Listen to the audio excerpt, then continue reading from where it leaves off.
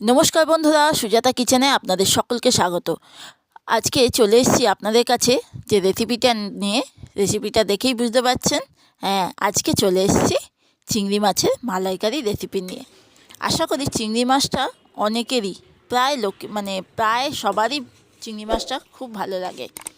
আর এই চিংড়ি মাছের আজকে মালাইকারি রেসিপি নিয়ে চলে আসছি, পুরো অনুষ্ঠান বাড়ির মতো। আর এই রকম মালাইকারি করলে আর ভাতের সঙ্গে কিচ্ছু লাগবে না। তাহলে ঝটপট রেসিপিটা দেখে নিই। আর বন্ধুরা, স্কিপ না করে রেসিপিটা দেখো, আশা করি খুব ভালো লাগবে। তাহলে আজকে রেসিপিটার জন্য প্রথমে আমি নিয়েছি চিংড়ি মাছ। আর এইগুলো একটু বড় সাইজের চিংড়ি নিলে বেশি ভালো লাগে। এগুলো গলদা চিংড়ি নিয়েছি। আর এখানে 250 গ্রামের মতো চিংড়ি মাছ আছে। চিংড়ি মাছের সঙ্গে নারকেল, অবশ্যই একটা নারকেল নিয়েছি। নারকেলটা একটু ছোট, চিংড়ি মাছের সঙ্গে নারকেলটা ঠিকই মানানসই আছে। এবার আমি চিংড়ি মাছটা ভালো করে ধুয়ে ছাড়িয়ে নিয়ে চিংড়ি মাছটা নুন হলুদ মাখিয়ে নিচ্ছি। নুন হলুদ মাখিয়ে 10-15 মিনিটের জন্য রেখে দিচ্ছি। আর নারকেলটা কুড়ে নিয়েছি। নারকেল কিন্তু অতটা লাগেনি, একটু রেখে দিয়েছি। নারকেলটা কুড়ে এই নারকেলটা আমি একটু জল দিয়ে নারকেলের একটা পেস্ট বানিয়ে নিচ্ছি। দেখুন, এটা নারকেলের একটা পেস্ট হয়ে গেছে। এবার আর মশলার জন্য নিয়েছি রসুন, পেঁয়াজ, আদা আর জিরে। এটাকে একটা পেস্ট বানিয়ে নেব। এবার কড়াইয়ের মধ্যে সর্ষের তেল দিয়ে দিয়েছি।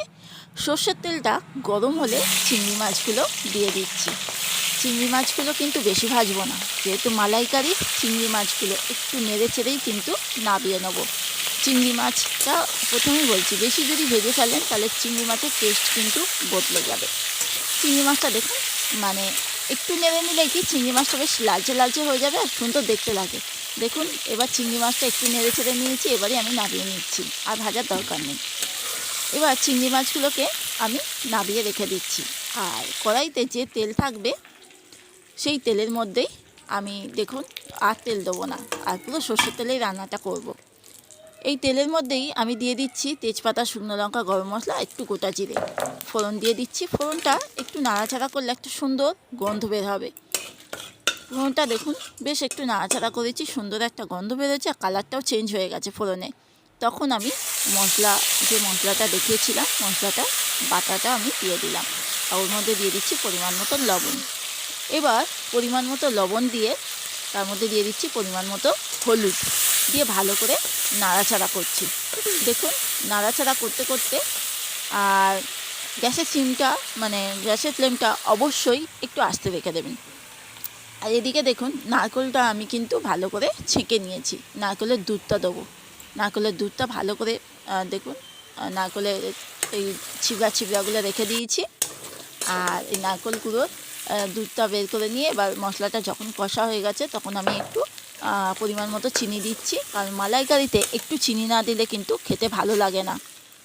এবার আমি দিয়ে দিচ্ছি চিংড়ি মাছগুলো, ভেজে রাখা চিংড়ি মাছগুলো দিয়ে ভালো করে একটু নাড়াচাড়া করছি। ভেজে রাখা চিংড়ি দিয়ে নাড়াচাড়া করার পর এর মধ্যে আমি দিয়ে দেবো নারকেলের দুধটা দিয়ে ওই বাটিটাই একটু ধুয়ে ওই জলটা একটু দিয়ে দিচ্ছি। বাটিটা ধুয়ে ওরই জল অল্প দিচ্ছি, আর কিন্তু আমি কোনো জল দেবো না। এই নারকেলের দুধের মধ্যেই কিন্তু চিংড়ি মাছটা ফুটবে। বেশিক্ষণ না, 3 থেকে 4 মিনিট ফোটালেই হয়ে যাবে। ব্যাস, এইভাবে আপনারা বাড়িতে ঝটপট বানিয়ে নিতে পারেন। আর যদি ভালো লাগে অবশ্যই আমার চ্যানেলটা সাবস্ক্রাইব করে পাশে থাকবেন। আর ভালো লাগলে একটা লাইক কমেন্ট করবেন, শেয়ার করতে ভুলবেন না। দেখুন, একদম তৈরি হয়ে গেছে কিন্তু চিংড়ি মাছের মালাইকারি। এই প্রসেসে বাড়িতে যদি একবার বানিয়ে খান, দেখবেন আর কিচ্ছু লাগবে না। আর বাচ্চাদের থেকে বড়দের সকলেই চিংড়ি মাছ খুব পছন্দের। অনুষ্ঠান বাড়ির মতো পুরো রান্না করে দেখালাম। যদি ভালো লাগে অবশ্যই একটা সাবস্ক্রাইব করে পাশে থাকবেন বন্ধুরা। তাহলে আজকের মতো আসছি, আবার নতুন ভিডিও নিয়ে হাজির হয়ে যাব। সবাইকে নমস্কার।